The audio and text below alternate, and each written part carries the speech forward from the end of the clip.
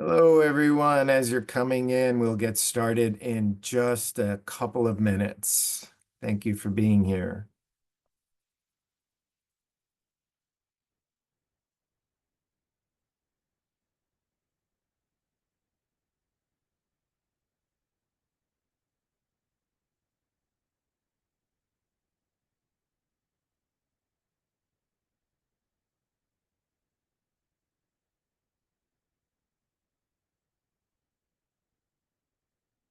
Again, good morning, everybody. We'll get started in just a moment as folks filter in.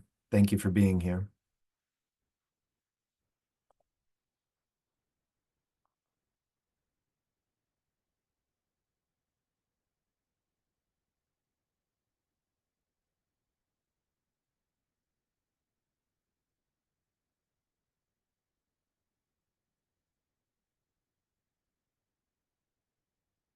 All right, Susanna, you ready?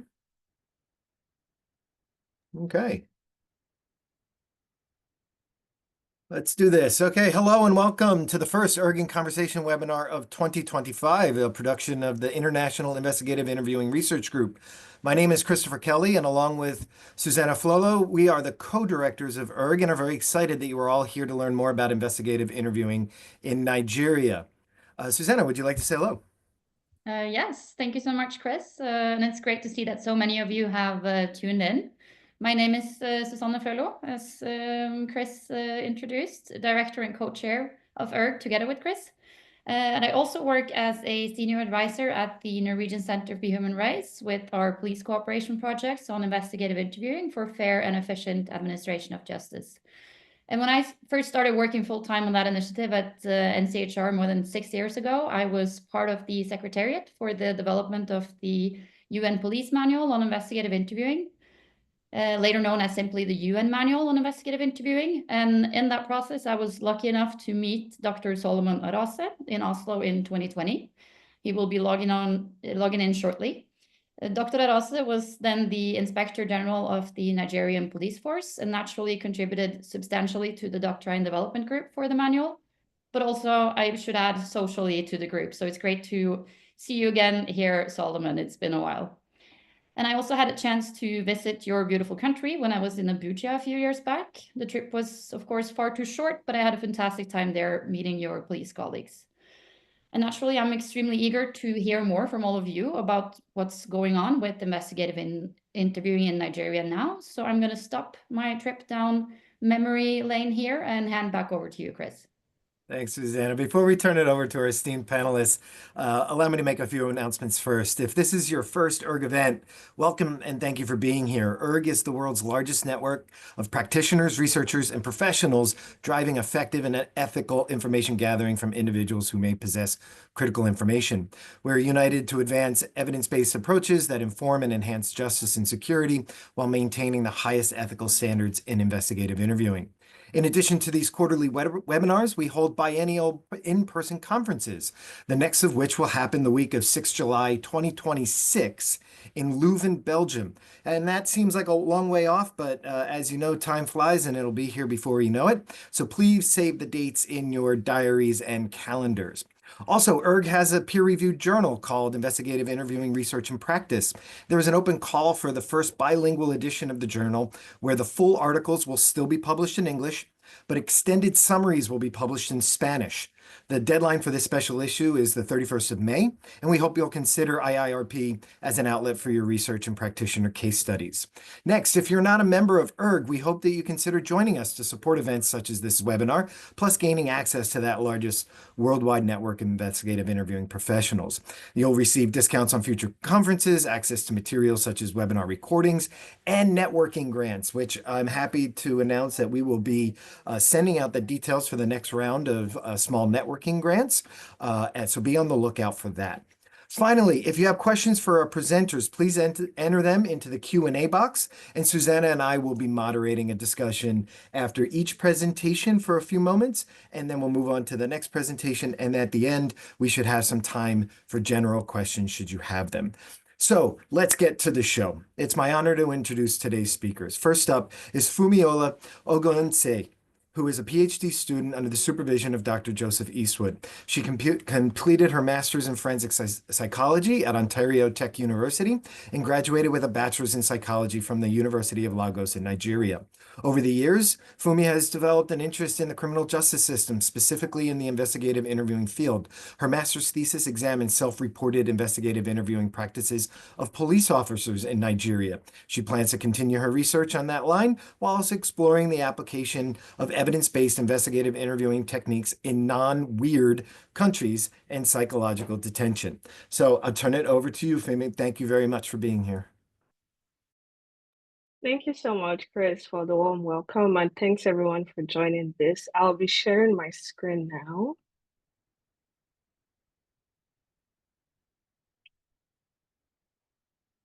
I hope you can all see my screen with the presentation. Okay, I'm just gonna get started. Hello everyone again. Thanks for joining this presentation. Today's presentation is titled, I Am Not Their Enemy, a qualitative exploration of police officers' perception and attitudes on investigative interviewing in Nigeria. My name is Fumilola Ogushe. I usually go by Fumi, and I worked with Cassandre John Larivel and Dr. Joseph Eastwood for this study. So it is, I'll be presenting result of an ongoing analysis. So it's not the full picture yet, but I'll be presenting what we've worked with so far. So today I'll be looking at the introduction of the topic, a brief literature review, objectives of the study and methodology and results.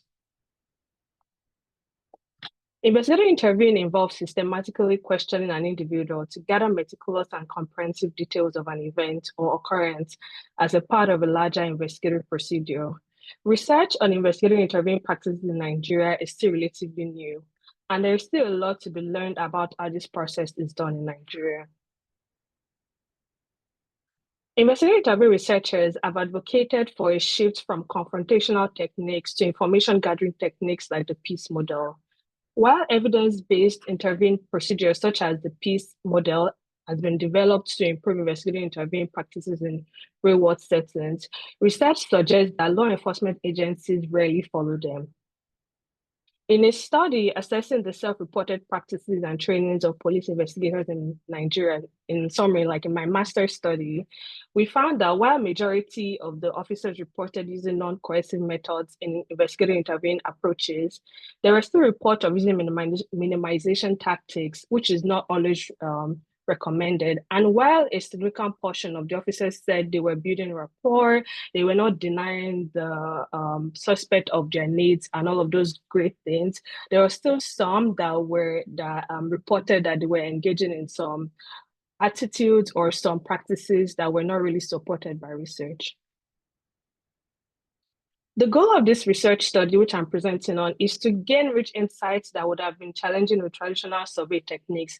We do love surveys for how accessible and easy it is to get results or get data from, but we also acknowledge that it can be very limiting in how people express themselves. So we thought that it would be a good idea to do a qualitative study where police officers could freely express themselves and share like rich insights into their practices. We were also interested in understanding unique factors that might be impacting on underlying investigative interviewing in Nigeria.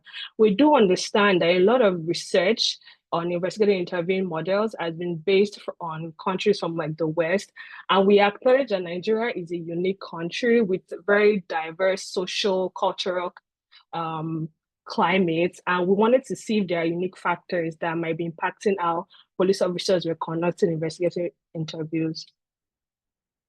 In the current study, we recruited police investigators in the Force Criminal Investigation Department of the Nigerian Police Force, specifically in Lagos State. A research assistant present in Nigeria assisted with the process. So a semi-structured interview was conducted via Zoom, and the interview was audio and video recorded. The interviews were transcribed and thematic analysis was conducted. The average length of the interview was 33 minutes. Participants in this study were 12 police investigators in the Force Criminal Investigation Department of the Nigerian Police Force, who had spent an average of 19 years in the Nigerian Police Force. And an average of 4 years in the first CID. There were 7 male police officers and 5 female police officers who participated in the interview, and the average age was 42 years.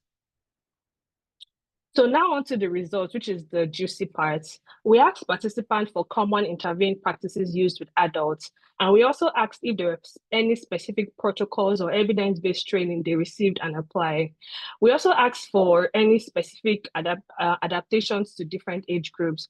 And from the bars, we can see that majority affirmed that there were differences in how different age groups were interviewed, and also how they applied trainings provided by the Nigerian police force. So when we mean different age groups, so we ask them, like, do you interview like maybe minors or juveniles and like adults, maybe within like 20s to like 50s, and also aged people, do you interview them like the same way?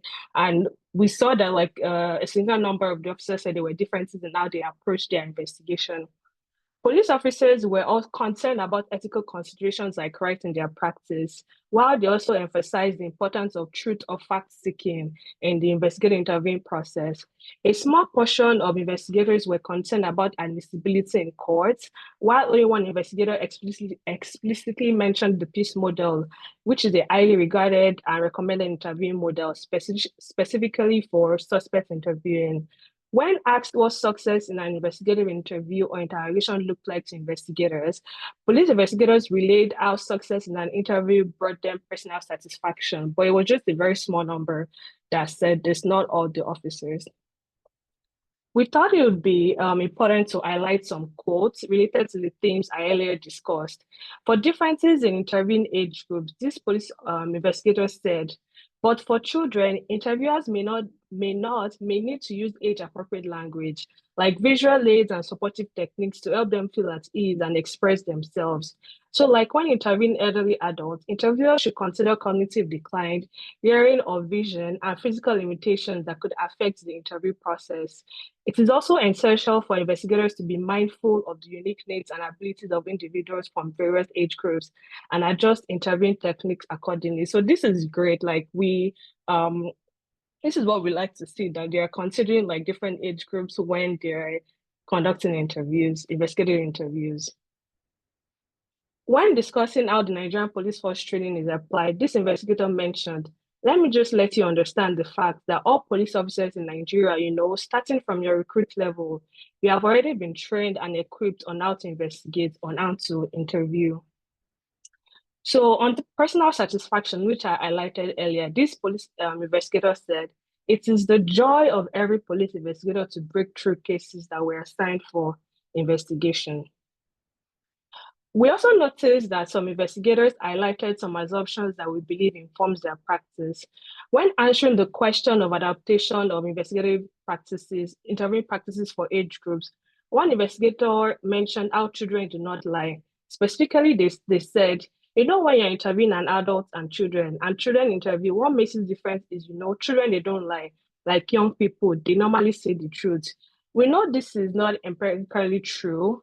Ideas like this might impact how investigators go into intervene. And we thought it was very interesting how that investigator relayed that to us.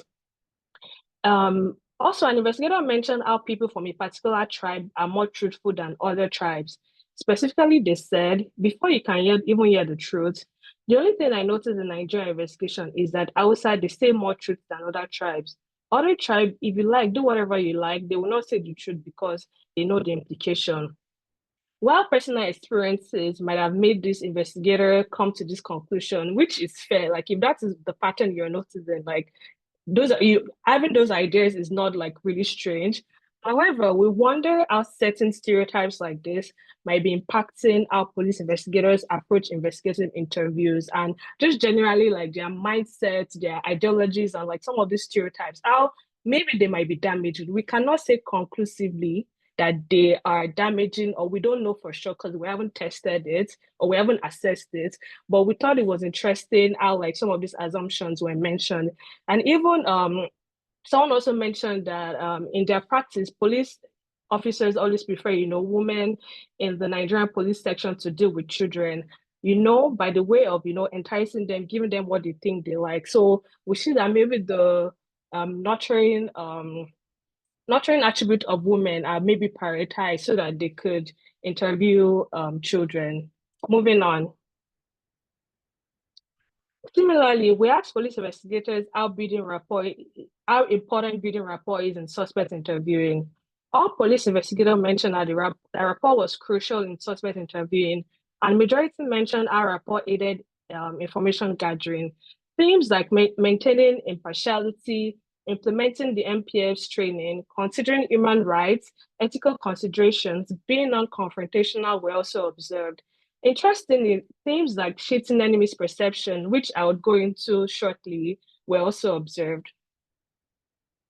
Here is a quote that highlighted how building rapport aided information gathering. Actually, when you make your suspects comfortable, right, you get them to build confidence in you, right? Even when they are releasing information, they would think that the information they are releasing to you, you are not going to use it to harm them because it makes them comfortable. So building rapport with suspects is a very vital key to investigating them. Police investigators also mentioned how friendliness was important to investigative interviewing. Specifically, they said some people became friends after coming from prison because the way you take care of them, the way you understand their plight, the way they find solace in you, and they will still come back and say, Oga, I am back. Oh, thank you for what you have done for me. So yeah, we see that a working relationship is not just like the usefulness according to this quote is not just during the suspect interviewing. We see that this police investigator mentioned that the people that they've interviewed still come back to them to thank them for their friendliness. And we also noticed that friendliness was something that the officers really mentioned a lot.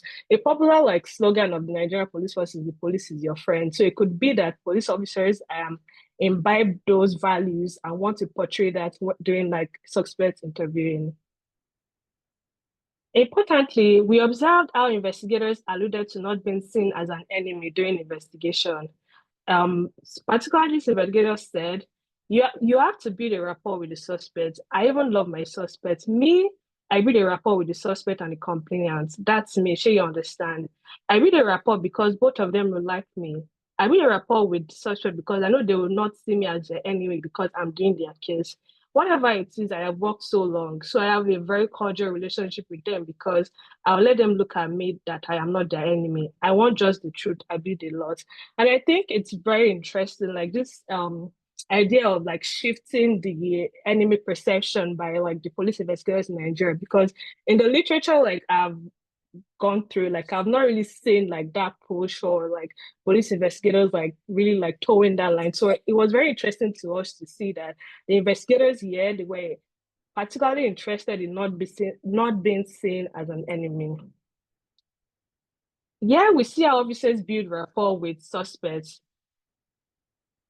like buying food, showing empathy, making sure they are well rested, among others. So particularly someone said, even though my suspect, I can buy something for him if he needs. I can buy something for him for my suspect. I can rapport with him. They also another investigator also said, but if you build a rapport with this person, you show concern, you show empathy. Another way an officer or investigator said they were building rapport was to provide all the necessary things the suspect needed. If he's sleeping in my cell, I make sure he has a good night's sleep over the night. So yeah, we see different like rapport building strategies with the suspects. We asked police investigators if they would be interested in evidence-based training in the future, and everyone was interested except one investigator. So we see how like this is good. So police officers are kind of willing or like they're interested in future training, and we understand that this is just a very, very small portion of a very diverse group of people. There are over 200 million people in Nigeria. So Nigeria is a very large country, large police force. So we don't understand this is just a small portion, but it's still very interesting to see that investigators are interested in future training. So key takeaways, yeah, we see that police officers are considering like the ethics. Like they mention like the rights in their interviews. They mention like police cautions and all of those things, which is great. Those are the things that we are advocating for and want to see. And we also see that rapport building is highly regarded. Like a lot of the officers were very excited to talk about like building rapport, and they mentioned how it works in information gathering. We also see that majority were receptive to training. And also, there might not be uniform training, particularly for investigative interviewing in Nigeria. I stand to be corrected. However, in the interviews that was conducted, we would usually try to ask like if there was a name for the training that they received on investigative interviewing. And like, no, they couldn't really like point to a particular training. They're just like series of training or like different trainings here and there. So we believe, or where we're kind of leaning towards to, is that there might not be uniform training, particularly for investigative interviewing. All right, thank you everyone for listening to me. I've come to the end of my presentation. And if you have questions, like feel free to ask me. And if you want to maybe email me after, that's my email address. So I'm going to stop sharing my screen now. Thank you, Fumi. And as she just said, if anybody has any questions you want to add, you can put it in the Q&A box at the bottom of your screen. But I'm going to take the opportunity, Fumi, if it's okay, to ask you a question, either based on your master's thesis, which I did see you present last summer at the iIIRG conference in Ottawa, or based on your qualitative research, which is really interesting and kind of gives a lot more context. Is there anything about interviewing practices in Nigeria that you learned about through your work that you think could be exported to other parts of the world? I mean, you're working in Canada, you're doing your research in Canada, and you surely got to know a bit about policing there. Is there anything that we should take away from interview practices in Nigeria?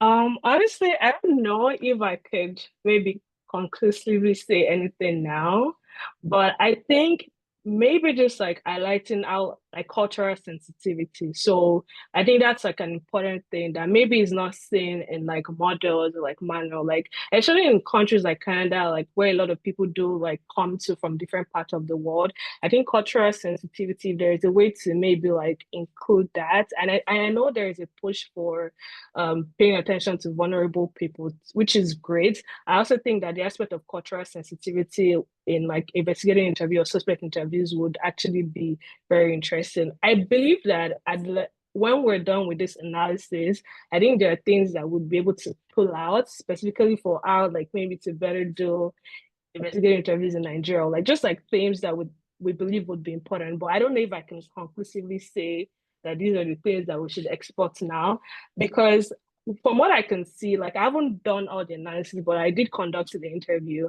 The officers, there are a lot of challenges. Like they're trying to make it work one way or the other. Like there's so many challenges that it's kind of like, oh my God, if maybe this was in place, maybe the things would be better. Like even some said they buy the food from their like the food they give the suspect to build rapport, they pay for it from their pocket. So things like that, I'm like, wow, that's very that's very interesting. So I can't really conclusively say anything now, apart from just like maybe like the cultural sensitivity. Sure, thank you. We have a question in the chat as well from an anonymous attendee. He or she writes, "Thank you for your presentation. Did you find out whether there were specific characteristics about the officers that made them motivated to engage in rapport-based interviewing?" Not really, but from what I could deduce from most of their answers, they were they like a couple of the investigators mentioned that, oh, like this is not like before, you don't need to force anyone. It seems like a tested and true like method. They see it as something that has worked, that when you're friendly, when you don't see them as their when they don't see you as their enemy, when you're impartial, they would actually provide information. So I think because it has worked, they reported to me that, oh, like they're eager to build rapport with the suspect or whoever it is they're interviewing, because over time they've tested it and it worked for them. So that's the best I can answer for that question. That's great. Thank you, Fumi. And again, if anybody would like to add more questions, we'll have some more time at the end if something comes up. But we're going to move on to our next presenter, who is Dr. Temitope Ajayi, who teaches linguistics in the Department of Linguistics and African Languages at the University of Ibadan, Nigeria. His areas of interest include forensic and investigative pragmatics, scam discourse analysis, sociolinguistics, and applied linguistics.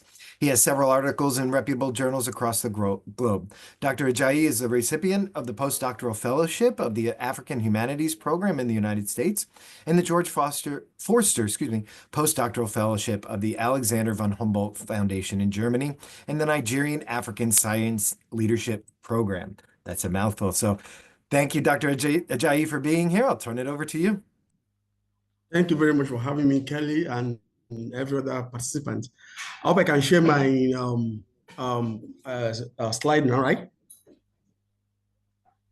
Okay, let me go ahead. Okay.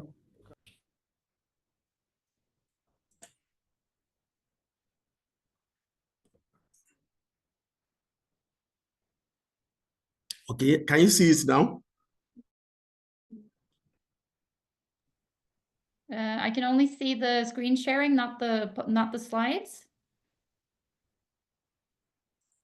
Okay. How about it now? Not yet, Hello. not for me at least. If you try to end the share and then try to hit share again. Okay, let me. Oh, there it is. Okay. Yeah. How about now? Now we can see it. So if you hit presenter mode, we can see the full screen. Okay, thank you very much for having me once again. My name is Timizoke Michael Ajayi. As you must have heard when Kelly was reading my profile, I'm into linguistic studies. So whatever I'm going to be doing this evening basically would revolve around linguistics, which is my area of interest. Now, I must confess that I find Fumilola's presentation a bit interesting because most of the things she found somehow are in sharp contrast, to what I found out. But of course, that's understandable given the fact that she worked on the police officers themselves, while I looked at it from the angle of a researcher, then from the angle of a suspect. So now let me go back to the title of the of my presentation. I mean, when I was preparing for this presentation, I was actually torn between going by the title for the topic of the conversation and my own topic as it were. So what I'm going to do basically is to oscillate between the two. So while the title says the reality of investigative interviewing in Nigeria, current practice and realities, I would also add, which is coming from me anyway, tracking the ambivalent character of the Nigeria police, the linguist perspective. Now, of course, the truth of the matter is that the Nigerian police is actually saddled with a number of responsibilities. One of which is just a moment, please. Is I'm trying to.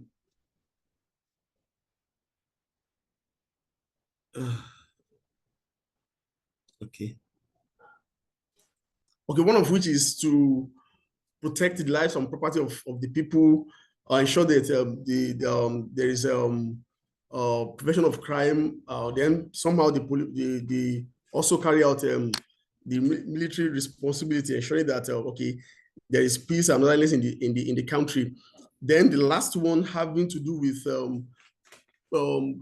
protection of law and I mean keeping to the more like keeping to the ensuring that their modus operandi is within the confines of the constitution of the country, which is where I actually have issues, particularly with respect to how police officers engage suspect. So now, if you just a moment, please, I'm trying to see. Oh, okay. So as I said, what the police is saddled with the responsibility of prevention and detection of crime, protection of life and property, performance of military duties, then preservation of law and order, and apprehension of law offenders. So basically, the reason why I said I was torn between going by the title and coming up with mine is the concept of interviewing as you find in the title. Basically, there are two concepts that are wrongly used, particularly with respect to police-suspect interaction in the Nigerian context. And these concepts are interview and interrogation. So I could see that. So if I were to go strictly by the choice of interviewing or interviewing in the title, I mean, it's easy for me to conclude that the modus of operandi of the Nigerian police, particularly with respect to police-suspect interaction, is highly discriminatory.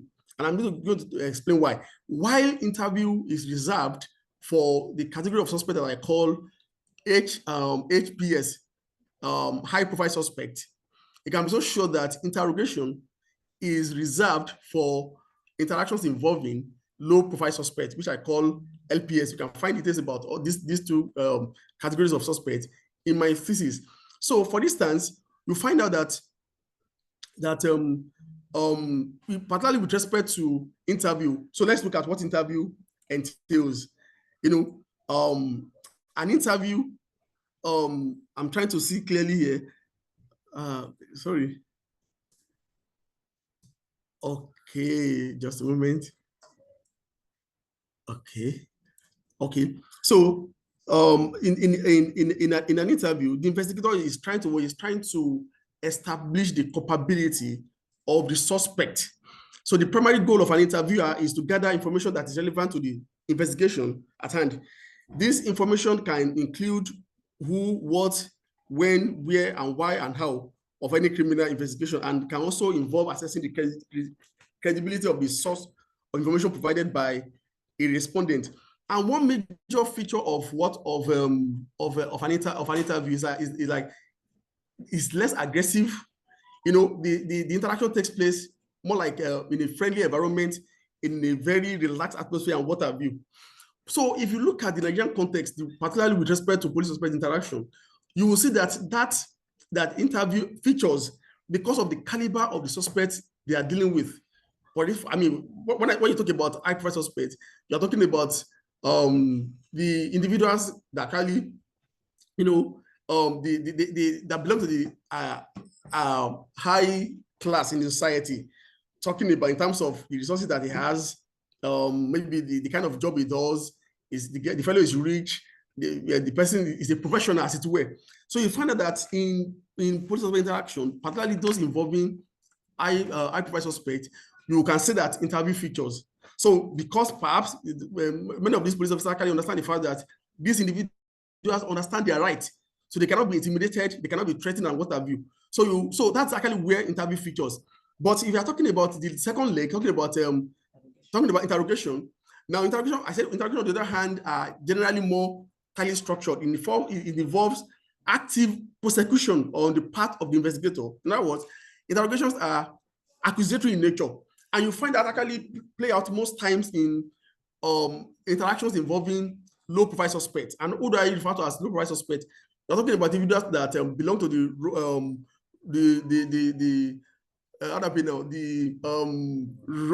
lower rung of the ladder in society, perhaps by virtue of the job they do, by virtue of their economic status, as it were.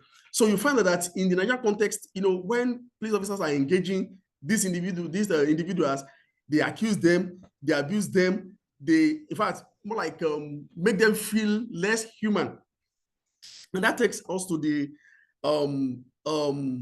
actual, focus of why I actually talked about the ambivalent nature of the or character of the Nigerian police, talking from the linguistic perspective. Now, in linguistic studies, we have different theories, and prominent among these theories, particularly in pragmatic scholarship, are politeness theories and impoliteness theories. So you find that the choice of politeness strategies, features in interactions involving high-profile suspects. Remember, I told us earlier that such interaction is a form of interview where the police officer makes the interrogated feel somewhat relaxed. There's no pressure and what have you. Perhaps because they understand the fact that these individuals are not such that can be pressured into giving a confessional statement. But so what do you mean by so let's look at excuse me, politeness. Politeness implies being what? Being nice, working towards reducing friction, making the other feel comfortable, as it were, attending to the needs of the other person. And that was why where I somehow I agree with some of the examples cited by Fumiola, for instance, where the police officers actually claimed that they build some kind of rapport, by sometimes attending to the needs of the suspect, but if you find out, you might be surprised that many of these suspects are actually suspects that belong to the HPS category. Because that you will be surprised if you probe for that. Then talking about impoliteness strategies, we are talking about a linguistic behavior aimed at attacking the face of another person. It involves acts such as name calling, cursing, insulting, deriding, ridiculing, abusing, and among others. In fact, in some of the cases that I witnessed during my data collection exercise, you would ask yourself, if indeed the suspect being handled, in those interactions are actually human, fine. Even though, given the context they find themselves, these individuals are suspect. But of course, there's an aspect of our constitution that actually talks about the right of the suspect. So even when an individual is a suspect, it doesn't mean that such a person doesn't have certain rights. And that's actually where I was coming from when I talked about, the modus operandi of the police, in PSI. To what extent do they work within the confines of the constitution, that particularly the section that guarantees the right of the suspect?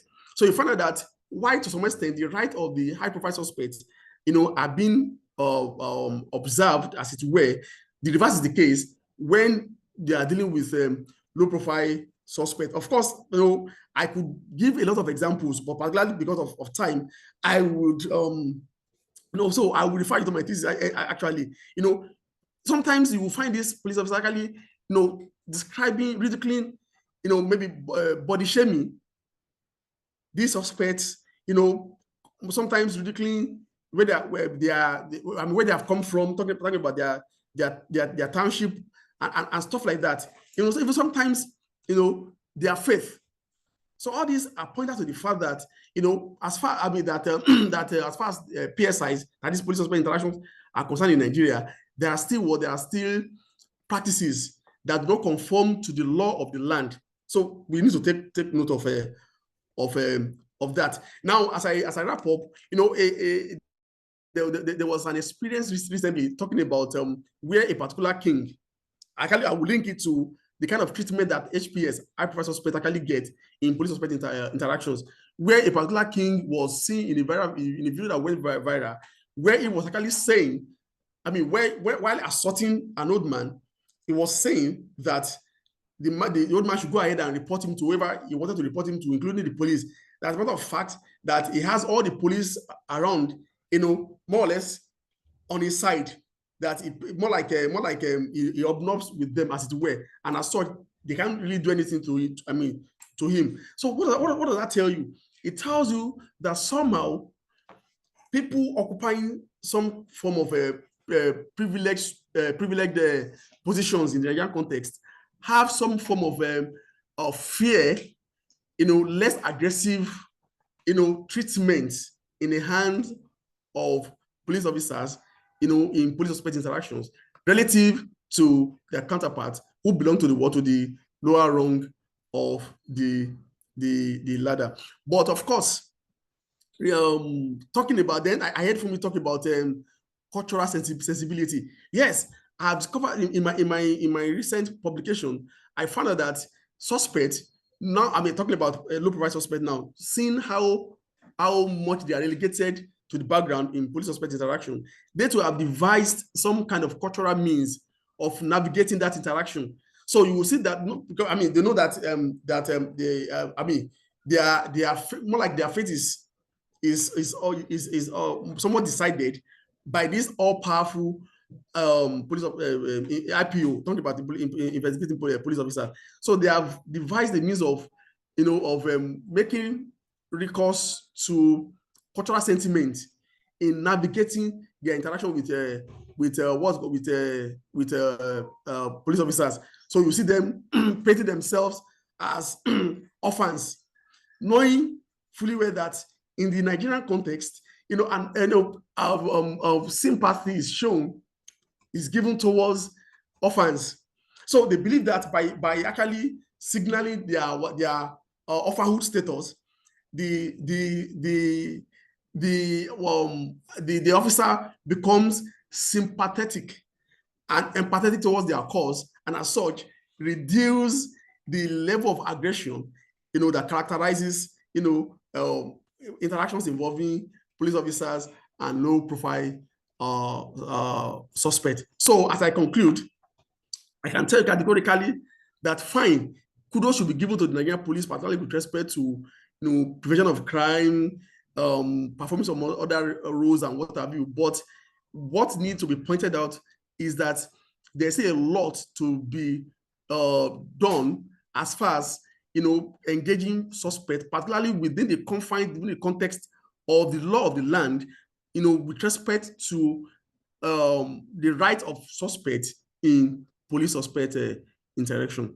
Thank you very much for having me. Thank you, Dr. Ajayi. That was really interesting. Susanna is going to jump in here in a second, but I want to just point out the concept of politeness and impoliteness that you brought up. And I think there's probably a good bit of room to explore that concept more within investigative interviewing. Politeness, I think we often think of as kind of embedded in rapport, but it is separate. And especially in a culturally specific context, politeness may mean somewhat different things. And so thank you for bringing that concept, that construct that we could further delve into. But Susanna, do you want to take this? Yes. No, I was just wondering if you could reflect a little bit, because I've seen some recent studies that show that the Nigerian police force, they have a pretty low trust in the population. So if you, in your research, sorry, I didn't get that. Low trust. So low trust in the police force. I was wondering if during your studies, if you've encountered, well, if you've had any sort of reflection from your interview subjects on what they take from that, like what do they seem to find being the main reason for the lack of trust? Yes, yes, thank you very much, Suzanne, for that question. The truth of the matter is that going by the Afro-painted picture, talking about the manner in which police officers engage suspect, particularly low-profile ones, I must tell you categorically that the level of trust that an average Nigerian has in the Nigerian police is very, very low. That's the truth, because they are not sure that their issues will be fairly, their cases will be fairly treated and attended to. So it's a big issue as far as in the Nigerian policing system is concerned. And if I can speak to that a bit, in my interviews, I did ask like common misconceptions that I asked the police officer, so what are the common misconceptions that like the Nigerian public has towards the Nigerian police force? And a lot of them did mention the trust. They said that people do not trust us, they see us as the enemy. And I think majorly it's like people's interaction with like officers in the field. So they might not have had like the most may not have had the best experiences with officers in the field. So they just extrapolate that, or they would usually, which is fair, like they would usually like extrapolate that to other officers, even like the investigators. So the lack of trust is something that the officers are aware of. So I believe that our candidates that when it comes to suspect interviewing, it seems like police officers, according to what they reported, might be going the extra mile to kind of like build that trust or to find ways to bridge that gap so that the suspect can trust them. And also to mention, I know like Dr. Ajayi's findings and my findings are like kind of on different parts, which is fair. Like my my study was on self-reported data, which we usually like do anticipate some level of social desirability. Like people would want to tell you like things that that would make them look good, which is fair. Even in like for my master's thesis, in my limitations, I mentioned that like these are self-reported data. Like there is still like need to examine like what is actually happening or what people are actually experiencing, because someone can report that, oh, I tried to build rapport with the person, but the other person might not like deduce that like rapport was being built. And also, which I like remembering that like the power dynamics in Nigeria, with especially with law enforcement agencies, like you're kind of brought up to be like afraid of like people older than you or people in authority. So it is kind of like expected that like even when someone in authority is trying to be friendly with you might not perceive that as friendliness, because like the way you're socialized is to kind of respect and be afraid of those people in authority. So there are a lot of things that we can like look further and like do research on, but I wanted to highlight that. Thank you for those thoughts. Those were really good. And we'll invite everybody once more to include questions in the Q&A box or even the chat. Susanna and I are moderating that. But let's turn to our final speaker of the day. This is Dr. Solomon Arase. Dr. Arase enlisted into the Nigeria Police Force in 1981 and served in various departments of the force, including operations, investigation, administration, and intelligence. He was part of the Nigerian police contingent to the United Nations mission in Namibia, and he is a member of the International Association of Chiefs of Police, the International Bar Association, the Nigerian Bar Association, and the Alumni Association of the National Defense College. During his service years, Dr. Arase served as the principal staff officer to a record 3 different inspectors general of the police between 2002 and 2008. Until his appointment as the 18th Indigenous Inspector General of Police on the 22nd of April 2015, Dr. Arase was the head of Criminal Intelligence and Investigations Department of the police force.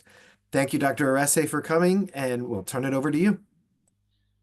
Thank you very much. I'm sorry that we had some glitches with our the communication system here. Let me just quickly say that we have challenges. Let me talk about the challenges. The challenges are a bit numerous, but I think they are not insurmountable. The first we could talk about is getting the police to ensure that they don't engage in extrajudicial, manipulative and confessional-driven interrogation techniques. And I think that, as during my tenure, that is one area where I discovered that we had a lot of issues. The police, they are sometimes they rely on torture to extract confessions. That is the truth, and I will just give you 2 or 3 examples of what happened in the country in the period of the 35 years I spent as a police officer. In 2002, there was this NSAS movement. I'm sure you must have heard about it, NSAS movement. And the complaint about members of the public was that they were being profiled, and stigmatized. So they went on rampage. The police had to go underground to make sure that they were not, annihilated in any way. Secondly, we have this issue of admissibility of evidence. Sometimes when you import evidence into a criminal investigation, you discover that it's very, very inimical. It leads to trial within trial. And there are 2 cases that easily comes to mind. There was this case of a kidnapper who went around the country kidnapping people, collecting ransom. Along the line, he was arrested. When he was arrested, it took about 8 years for us to be able to get the evidence, to convict him. Why was that? Because the man complained that the confession that they got from him was extra obtained. So the it took 8 years now to get this thing out. So the coercion, when we talk about coercion or torture, no legal representation, time limit for interviews, admissibility of statements, the rights of the suspect, all these are issues that we're really talking about. We in our country, in Nigeria, there is what we call the Administration of Criminal Justice Act, AJA. It spells out all the conditions that are required for you to be able to get a proper interview done. One of them is that there must be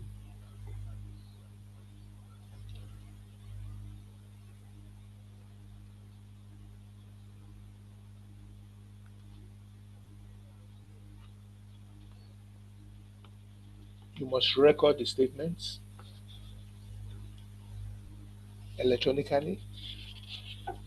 The lawyers of the people must be present.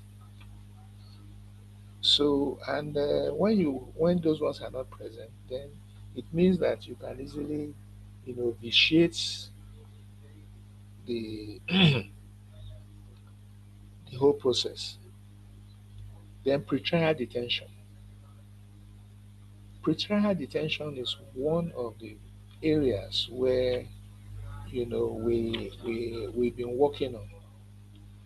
How do you get somebody in custody without you obtaining sufficient evidence, to say, oh, this is why we have kept you in custody. So that is one area where we have really lapsed. Then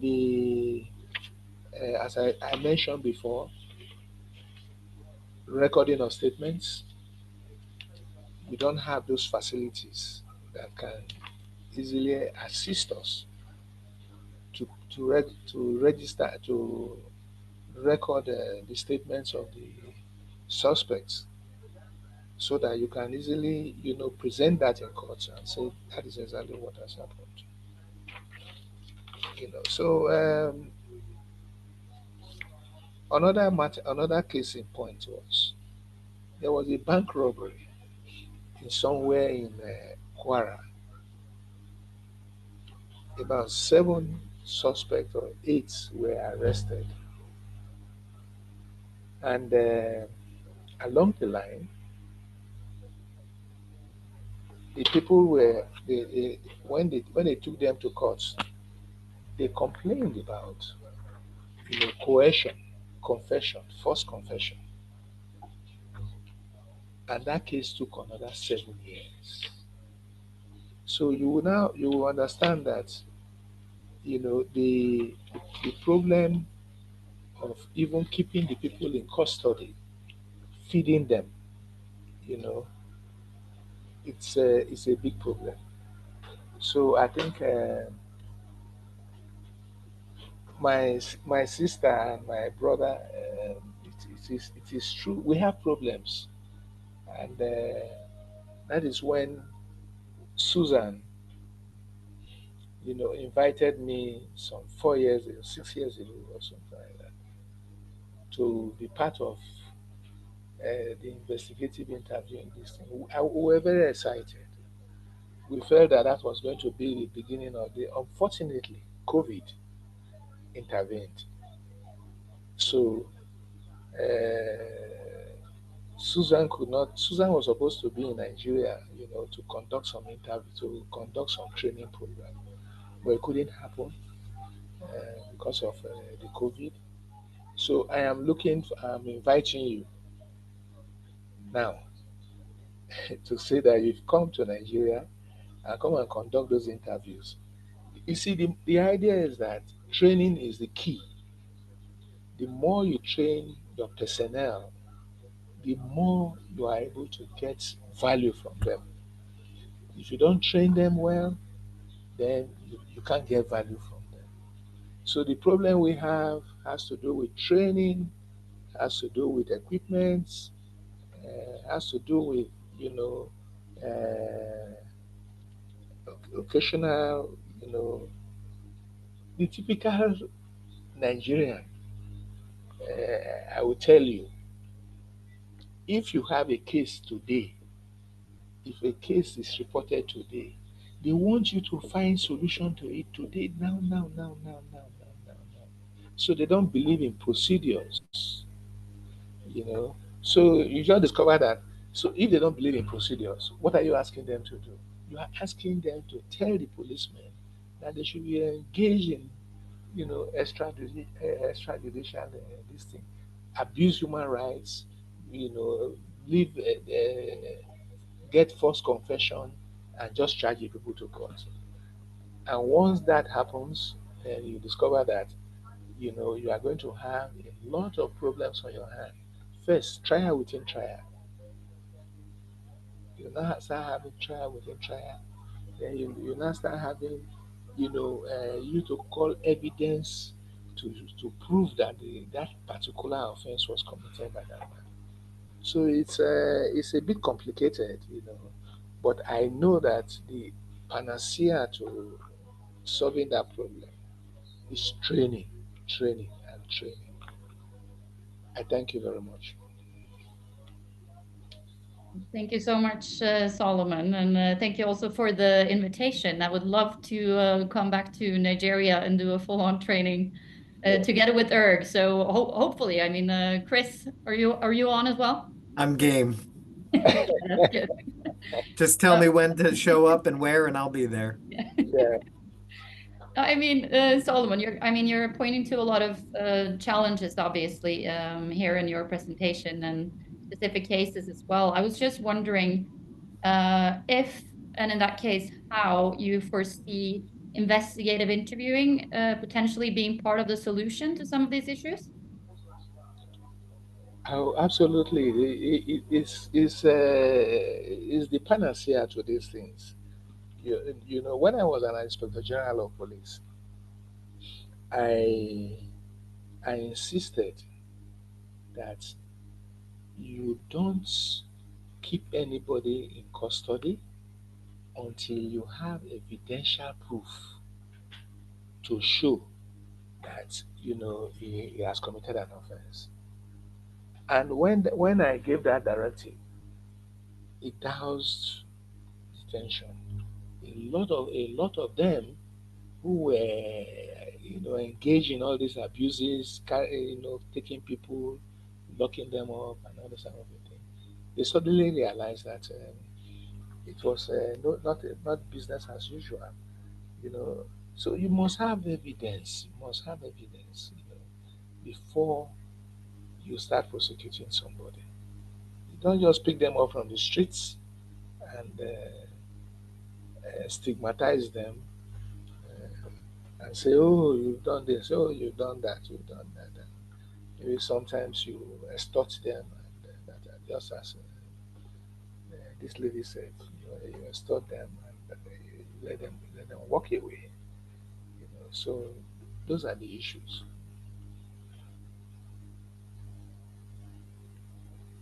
Thank you, Dr. Arase. We've got another question to come in from friend of IIRG, friend of yours, friend of justice, friend of ethical interviewing, Mark Fallon. Um, My friend, and yeah. and Mark's asking about electronic recording in Nigeria, and he says in the U.S. it seems legislative efforts are necessary to drive changes in policies. We still have 10 states that don't require recording of interrogation. And Mark says he's curious how the cultural acceptance of recording among the rank and file of the police service came to be. So could you tell us a little bit about recording? Well, you see, it's a very vast country. Nigeria is a very vast country. We have 370 police officers and 37, police commands. So the challenge is how do you get, persons, how do you arrange for recording, in various divisional commands. It has trips.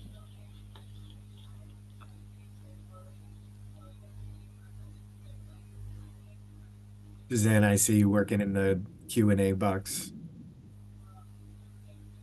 Yes, I believe Solomon froze for a second here. We give him some time to come back. Yes, I'm coming back. There you are. Oh, we can hear him. hear Okay, you. good. It's just your photo then. Yes. So that is the situation. So you have 37, commands.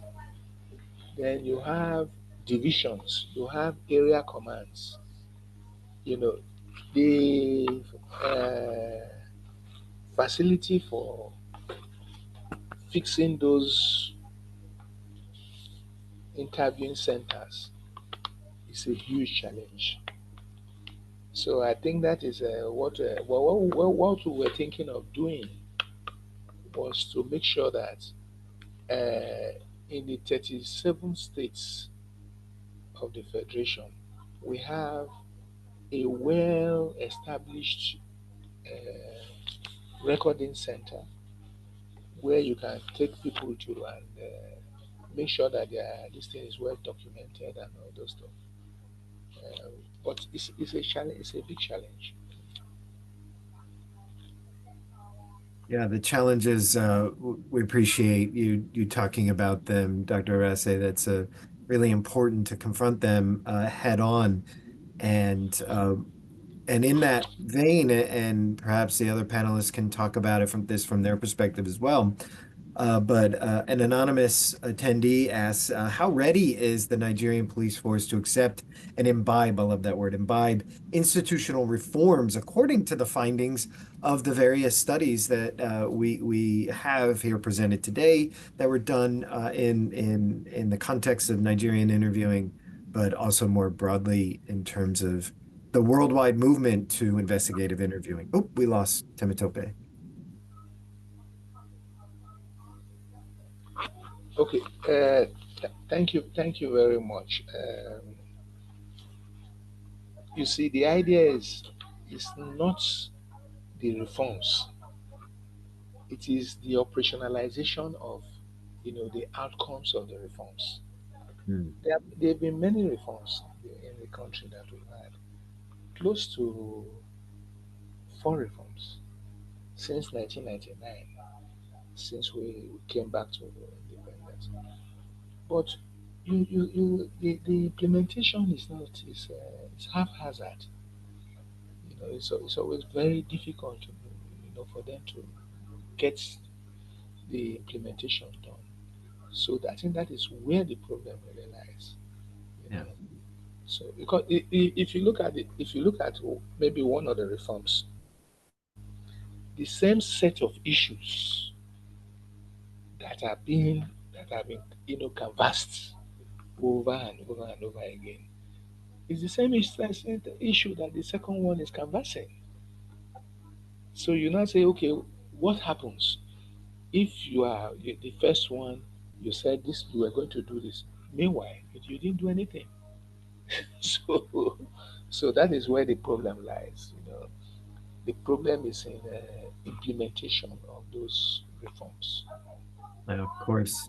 Of course, and as I think Mark was alluding to in his earlier question, is Nigeria is a big country. United States is a big country, and getting those reforms implemented across I think you used the word vast nation is always going to be a challenge, and that's something that sometimes, with all due respect to our friends in England and Wales, 44 police units governed by one law is a They little are, bit they are, easier they are, they to are, they are change. lucky. They are very lucky.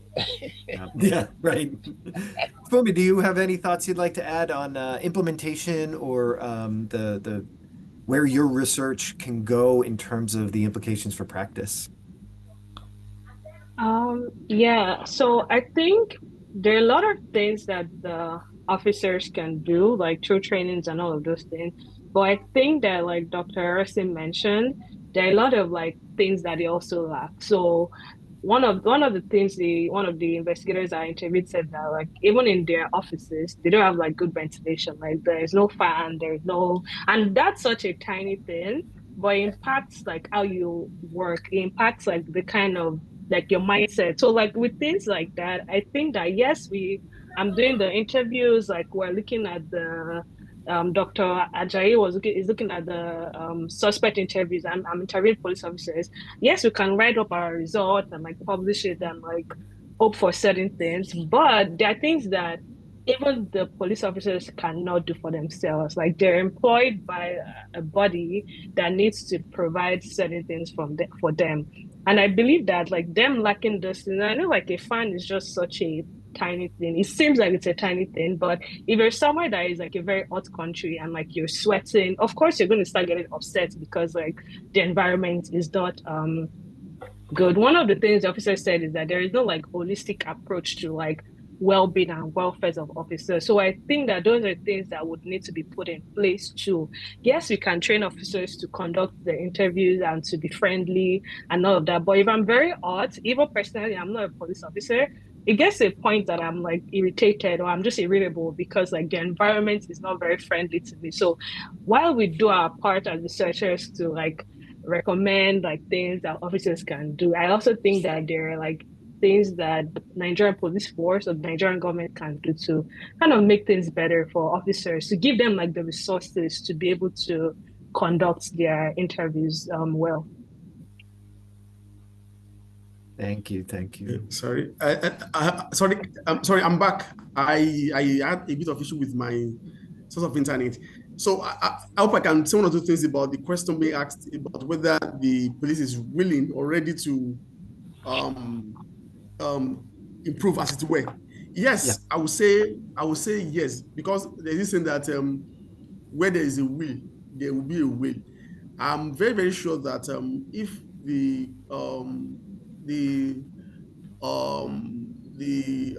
other people, the Nigerian police system, as it were, is actually ready, to ensure that it embraces restructuring and what have you. I strongly believe that it can actually take a cue from what obtains elsewhere. For instance, there could be organization of programs, workshops, trainings, and what have you, where some of these police officers will be exposed to global best practices obtainable elsewhere. So I think if the government of the country is actually willing to revamp, and that's the word, the policing system of the country, honestly, I believe that the system will benefit a lot from such a process. Thank you. Thank you. Thank you very much, Dr. Ajayi. We have one final question in the chat. Susanna, do you want to take that? Or you want me to do that? I can give it a go. Okay. So it's an anonymous attendee from that person is in Southern Africa. He or she asks, I would be interested to know how colleagues in the police force balance or plan to balance what seems to be a culture of strong, and they don't want to say aggressive, but perhaps assertive way of speaking. Because he's afraid that might be frightening or intimidating. And is it possible to strike a balance and apply the peace model of interviewing and training help on this? Yeah, I would like to speak a bit to that. Even though I'm a researcher, I don't know how the offices implement that.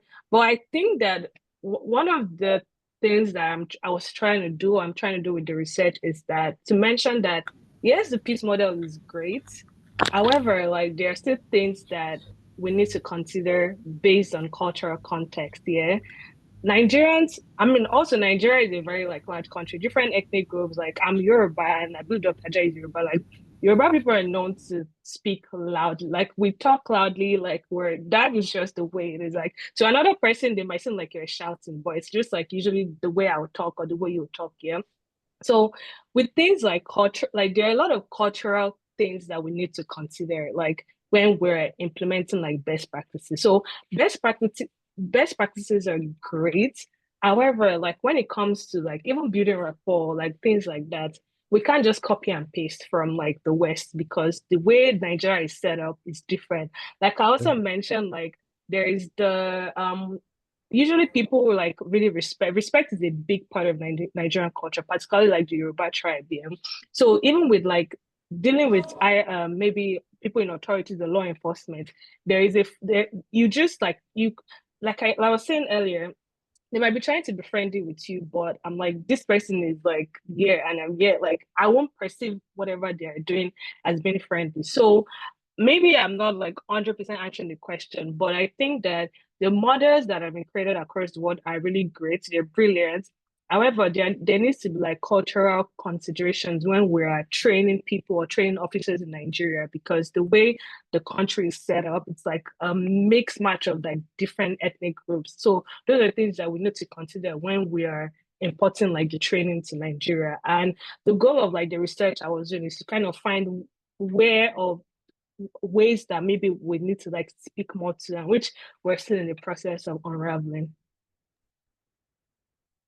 Thank you for those reflections. I just remembered another one that's sort of a similar example, I suppose. But when we first did some training on this in Thailand, of course we wrote or said that they should, give them that handshake, and that's not the way that they greet each other. They greet us with the handshake, but they don't greet each other with the handshake. So for them, I mean, they're like, okay, so then now we have to start greeting each other with the handshake. But if that's completely unnatural in your cultural setting, of course, then you have to greet somebody as culturally, respectful, but as culturally appropriate. And the same goes, I think, for rapport building. So if you're not, if it's not accustomed to ask about the commute, or you already know that commute was very difficult for the individual, then perhaps don't start there. Dr. Ajayi, did you want to add to that last question? Yes. Actually, I actually agree with the position of Fumilola, particularly where she said that we should adapt instead of adopting. In other words, that we shouldn't copy. We should understand a model that is relevant, that is context specific to the Nigerian situation, so that we won't be copying. If I put it that way, verbatim.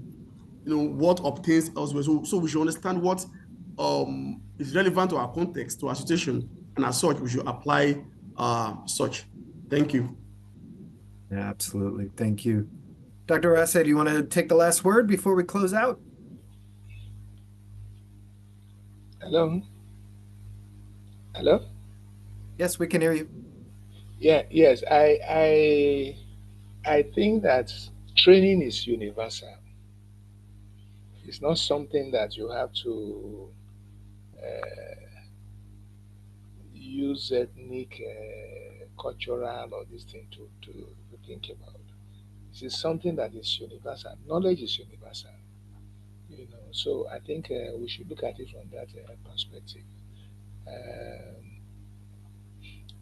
Sometimes you see some situations that you want to deal with.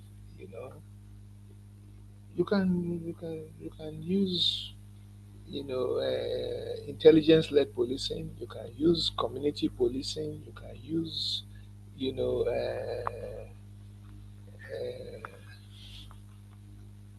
are a lot of strategies you can use to deal with these things.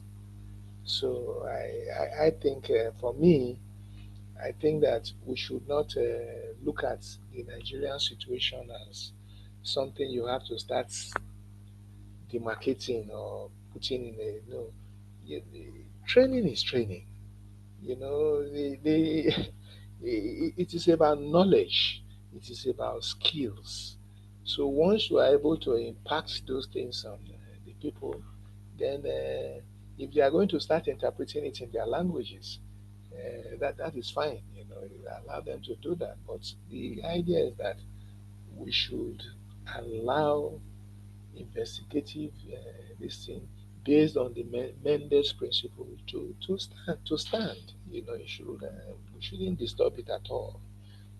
Because African stands to gain a lot. We stand to gain a lot on these issues of human rights abuses, extrajudicial killings, and all those things. All those things must stop. Must stop. We shouldn't encourage it at all. We shouldn't encourage it. So that is my last take. Thank Sorry, you, Doctor. sorry. Can I just comment on Dr. Arasi's position? Please. Yeah, I mean, as fantastic as that position is, honestly, I query it a bit because yes, it is true that knowledge is universal, but its application is context specific. So for instance, I mean, you can actually acquire this knowledge, but using it in a particular situation, you have to understand the context, the cultural context, the peculiar, situation in which you want to apply that context, that knowledge. So for me, why there might be some kind of a universal trainings as it were, but such trainings should be geared towards, acquiring specific knowledge that is relevant to specific context. Because a criminal in Nigeria might be different from a criminal in Canada, in the US.